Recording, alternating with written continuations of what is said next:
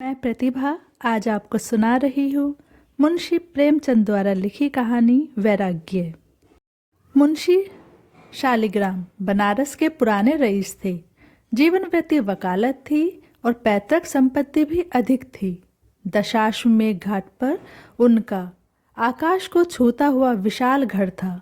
उदार ऐसे कि 25-30 हजार की वार्षिक आय भी वे पूरी न होती थी। साधु ब्राह्मणों के बड़े श्रद्धावान थे। वे जो कुछ कमाते वह स्वयं ब्रह्मभोज और साधुओं के भंडारे एवं सत्य कार्य में व्यय हो जाता। नगर में कोई साधु महात्मा आ जाए वह मुंशी जी कहती थी। संस्कृत के ऐसे विद्वान कि बड़े बड़े पंडित उनका लोहा मानते थे। वेदांतीय सिद्धांतों के वे अनुयायी थे। उनके चित्त की प्रवृत्ति वैराग्य की ओर थी। मुंशी जी को स्वभावतः बच्चों से बहुत प्रेम था। मोहल्ले भर के बच्चे उनके प्रेमवारी से अभिसिंचित होते रहते थे। जब वे घर से निकलते थे तब बालकों का एक दल उनके साथ होता था। एक दिन कोई पाषाण हृदय माता अपने बच्चे को मार रही थी। लड़का बिलख बिलख कर रो रहा था। मुंशी जी से न रहा गया। दौड़े बच्चे को गोद में उठा लिया और स्त्री के सम्मुख अपना सिर झुका दिया। स्त्री ने उस दिन से अपने लड़के को न मारने की शपथ खा ली। जो मनुष्य दूसरों के बालकों का ऐसा स्नेही हो वह अपने बालक को कितना प्यार करेगा, सो अनुमान से बाहर है। जब से पुत्र पैदा हुआ मुंशी जी संसार के सब कार्यों से अलग हो गए। कहीं वे लड़के को हिंडोले में झुला रहे हैं और प्रसन्न हो रहे हैं, कहीं वे उसे एक सुंदर सैरगाड़ी में बैठाकर स्वयं खींच रहे हैं। एक क्षण के लिए भी उसे अपने पास से दूर नहीं करते थे।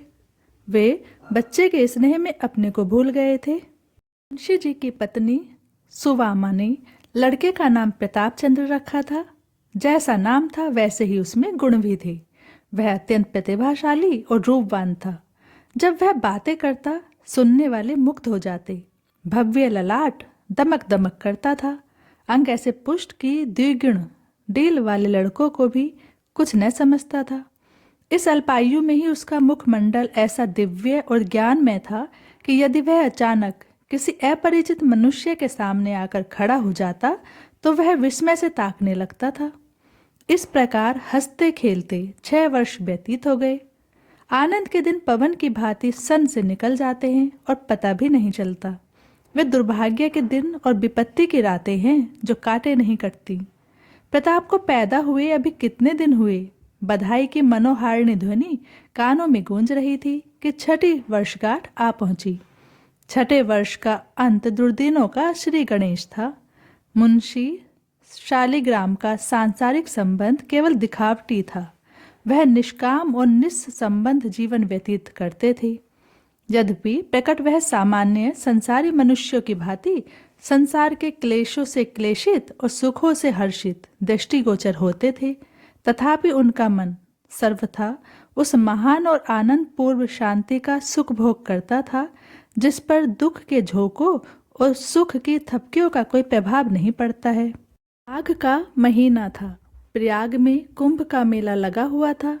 रेलगाड़ियों में यात्री रुई की भांति भर भर कर प्रयाग पहुंचाए जाते थे। 80-80 बरस के वृद्ध जिनके लिए वर्षों से उठना कठिन हो रहा था, लंगड़ाते लाठियां टेकते मंजिल तय करके प्रयागराज को जा रहे थे। बड़े बड़े साधु महात्मा जिनके दर्शनों की इच्छा लोगों को हिमालय की अंधेरी गुफाओं में खींच ले जाती थी, उस समय गंगा जी की पवित्र तरंगों से गले मिलने के लिए आए हुए थे। मुंशी शालिग्राम का मन भी ललचाया। सुबामा से बोले, कल स्नान है। सुबामा, सारा मोहल्ला सूना हो गया, कोई मनुष्य नहीं दिखता। मुंशी, तुम चलना स्वीकार नहीं करती, नहीं तो बड़ा आनंद होता। ऐसा मेला तुमने कभी नहीं देखा होगा। सुबामा, ऐसे मेले से मेरा जी घबराता है। मुंशी, मेरा जी तो नहीं मानता। जब से सुना कि स्वामी परमानंद जी आए हैं तब से उनके दर्शन के लिए चित्त उद्विग्न हो रहा है। सुबामा पहले तो उनके जाने पर सहमत न हुई, पर जब देखा कि यह रोके न रुकेंगे तब विवश होकर मान गई। उसी दिन मुंशी जी 11 बजे रात को प्रयागराज चले गए। चलते समय उन्होंने प्रताप के मुख का चुंबन किया और स्त्री को प्रेम से गले लगा लिया। सुबामा ने उस समय देखा कि उनके नेत्र सजल हैं। उसका कलेजा धक से हो गया, जैसे चैत्र मास में काली घटाओं को देखकर कृषक का हृदय कांपने लगता है। उसी भांति मुंशी जी ने नेत्रों का अश्रुपूर्ण देखकर सुबामा कंपित हुई। अश्रु की वे बूंदें वैराग्य और त्याग का अगाध समुद्र थी। देखने में वे जैसे नन्हे जल के कण थीं, पर थी वे कितनी गंभीर और विस्तीर्ण। उधर मुंशी जी घर से बाहर निकले और इधर सुबामा ने एक ठंडी सांस ली। किसी ने उसके हृदय में यह कहा कि अब तुझे अपने पति के दर्शन न होंगे। एक दिन बीता, 2 दिन बीते, चौथा दिन आया और रात हो गई, यहाँ तक कि पूरा सप्ताह बीत गया, पर मुंशी जी न आए। तब तो सुबामा को आकुलता होने लगी। तार दिए, आदमी दौड़ाए, पर कुछ पता न चला। दूसरा सप्ताह भी इसी प्रयत्न में समाप्त हो गया। मुंशी जी के लौटने की जो कुछ आशा शेष थी, वह सब मिट्टी में मिल गई। मुंशी जी का अदृश्य होना उनके कुटुंब मात्र के लिए ही नहीं, वरन सारे नगर के लिए एक शोकपूर्ण घटना थी। हाटों में, दुकानों पर, हथाइयों में, अर्थात चारों ओर यही वार्तालाप होता था। जो सुनता वही शोक करता, क्या धनी क्या निर्धन। यह शोक सबको था, उसके कारण चारों ओर उत्साह फैला रहता था। अब एक उदासी छा गई। जिन गलियों से वे बालकों का झुंड लेकर निकलते थे, वहां अब धूल उड़ रही थी। बच्चे बराबर उनके पास आने के लिए रोते और हठ करते थे। उन बेचारों को यह सुध कहाँ थी कि अब प्रमोद सभा भंग हो गई है।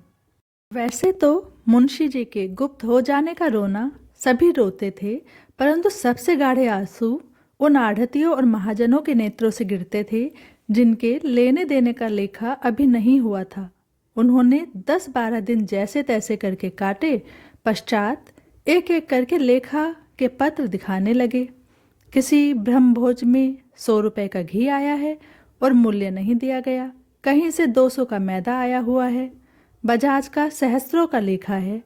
मंदिर बनवाते समय एक महाजन के 20 सहस्त्र ऋण लिया था, वह अभी वैसे ही पड़ा हुआ है। लेखा की तो यह दशा थी, सामग्री की यह दशा कि एक उत्तम गृह और तत्संबंधी सामग्रियों के अतिरिक्त कोई वस्तु न थी जिससे कोई बड़ी रकम खड़ी हो सके। भू संपत्ति बेचने के अतिरिक्त कोई अन्य उपाय न था जिससे धन प्राप्त करके ऋण चुकाया जाए।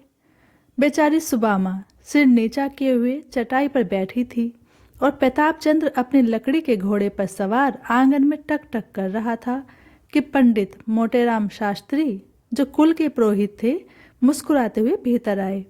उन्हें प्रसन्न देखकर निराश सुबामा चौंक कर उठ बैठी कि शायद यह कोई शुभ समाचार लाए हैं।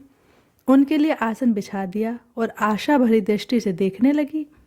पंडित जी आसन पर बैठे और सूंघने सूंघते हुए बोले, तुमने महाजनों का लेखा देखा? सुबामा ने निराशापूर्ण शब्दों में कहा, हाँ देखा तो। मोटेराम, रकम बड़ी गहरी है। मुंशी जी ने आगा पीछा कुछ न सोचा, अपने यहाँ कुछ हिसाब किताब न रखा। सुबामा, हाँ अब तो यह रकम गहरी है, नहीं तो इतने रुपए क्या एक एक भोज में उठ गए हैं। मोटेराम, सब दिन समान नहीं बीतते। सुबामा, अब तो जो ईश्वर करेगा सो होगा, क्या कर सकती हूँ। मोटेराम, हाँ ईश्वर की इच्छा तो मूल ही है, मगर तुमने भी कुछ सोचा है? सुबामा, हाँ गांव बेच डालूंगी। मोटेराम, राम राम, यह क्या कहती हो? भूमि बिक गई तो फिर बात क्या रह जाएगी? मोटेराम, भला पृथ्वी हाथ से निकल गई तो तुम लोगों का जीवन निर्वाह कैसे होगा? सुबामा, हमारा ईश्वर मालिक है। मोटेराम, यह तो बड़े अफसोस की बात होगी कि ऐसे उपकारी पुरुष के बाल बच्चे दुख भोगें। सुबामा, ईश्वर की यही इच्छा है तो किसी का क्या बस। मोटेराम, भला मैं एक युक्ति बता दूं कि सांप भी मर जाए और लाठी भी ना टूटे? सुबामा, हाँ बतलाइए, बड़ा उपकार होगा। मोटेराम, पहले तो एक दरख्वास्त लिखवा कर कलेक्टर साहब को दे दो कि मालगुजारी माफ़ की जाए, बाकी रुपए का बंदोबस्त हमारे ऊपर छोड़ दो, हम जो चाहेंगे करेंगे, परंतु इलाके पर आँच ना आने पाएगी। सुबामा, कुछ प्रकट भी तो हो, आप इतने रुपए कहाँ से लाएंगे? मोटेराम, तुम्हारे लिए रुपए की क्या कमी है? मुंशी जी के नाम पर बिना लिखा पढ़ी के 50,000 रुपये का बंदोबस्त हो जाना कोई बड़ी बात नहीं है। सच तो यह है कि रुपया रखा हुआ है, तुम्हारे मुंह से हाँ निकलने की देरी है। सुबामा, नगर के भद्र पुरुषों ने एकत्र किया है। मोटेराम, हाँ, बात की बात में रुपया एकत्र हो गया। साहब का इशारा बहुत था। सुबामा, कर मुक्ति के लिए प्रार्थना पत्र मुझसे न लिखवाया जाएगा और न मैं अपने स्वामी के नाम पर ऋण ही लेना चाहती हूँ। मैं सबका एक एक पैसा अपने गांवों से ही चुका दूंगी। यह कहकर सुबामा ने रुखाई से मुंह फेर लिया और उसके पीले तथा शोकान्वित बदन पर क्रोध सा झलकने लगा। मोटेराम ने देखा कि बात बिगड़ना चाहती है तो संभल कर बोले, अच्छा, जैसी तुम्हारी इच्छा, इसमें कोई जबरदस्ती नहीं है, मगर यदि हमने तुमको किसी प्रकार का दुख उठाते देखा तो उस दिन प्रलय हो जाएगा, बस इतना समझ लो। सुबामा, तो आप क्या चाहते हैं कि मैं अपने पति के नाम पर दूसरों की कृतज्ञता का भार रखूं? मैं इसी घर में जल मरूंगी, अनशन करते करते मर जाऊंगी, पर किसी की उपकृत ना बनूंगी। मोटेराम, छी छी, तुम्हारे ऊपर निहोरा कौन कर सकता है? कैसी बात मुख से निकालती हैं? ऋण लेने में कोई लाज नहीं है। कौन रईस है जिस पर 1,00,000-2,00,000 का ऋण ना हो? सुबामा, मुझे विश्वास नहीं होता कि इस ऋण में निहोरा है। मोटेराम, सुबामा, तुम्हारी बुद्धि कहाँ गई? भला सब प्रकार के दुख उठा लोगी, पर क्या तुम्हें इस बालक पर दया नहीं आती? मोटेराम की यह चोट बहुत कड़ी लगी। सुबामा सजल नयना हो गई। उसने पुत्र की ओर करुणा भरी दृष्टि से देखा।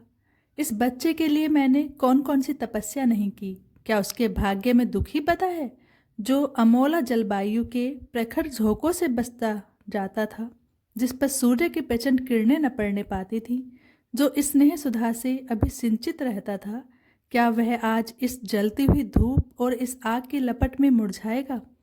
सुबामा कई मिनट तक इसी चिंता में बैठी रही। मोटेराम मन ही मन प्रसन्न हो रहे थे कि अब सफलीभूत हुआ। इतने में सुबामा ने सिर उठाकर कहा, जिसके पिता ने लाखों को जिलाया खिलाया वह दूसरों का आश्रित नहीं बन सकता। यदि पिता का धर्म उसका सहायक होगा तो स्वयं 10 को खिलाकर खाएगा। लड़के को बुलाते हुए, बेटा तनिक यहाँ आओ, कल से तुम्हारी दूध मिठाई घी सब बंद हो जाएंगे, रोगे तो नहीं? यह कहकर उसने बेटे को प्यार से बिठा लिया और उसके गुलाबी गालों का पसीना पोंछकर चुंबन कर लिया। प्रताप, क्या कहा? कल से मिठाई बंद होगी? क्यों, क्या हलवाई की दुकान पर मिठाई नहीं है?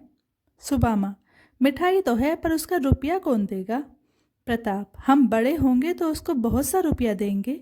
चल, टक टक, देख माँ कैसा तेज घोड़ा है। सुबामा की आंखों में फिर जल भर आया। इस सौंदर्य और सुकुमारता की मूर्ति पर अभी से दरिद्रता की आपत्तियां आ जाएंगी। नहीं नहीं, मैं स्वयं सब भोग लूंगी, परंतु अपने प्राण प्यारे बच्चे के ऊपर आपत्ति की परछाई तक ना आने दूंगी। माता तो यह सोच रही थी और प्रताप अपने हठी और मुंह जोर घोड़े पर चढ़ने में पूर्ण शक्ति से लीन हो रहा था। बच्चे मन के राजा होते हैं। अभिप्राय यह है कि मोटेराम ने बहुत जाल फैलाया, विविध प्रकार का वाक चातुर्य दिखलाया, परंतु सुबामा ने एक बार नहीं करके हाँ न की। उसकी इस आत्मरक्षा का समाचार जिसने सुना, धन्य धन्य कहा। लोगों के मन में उसकी प्रतिष्ठा दूनी हो गई।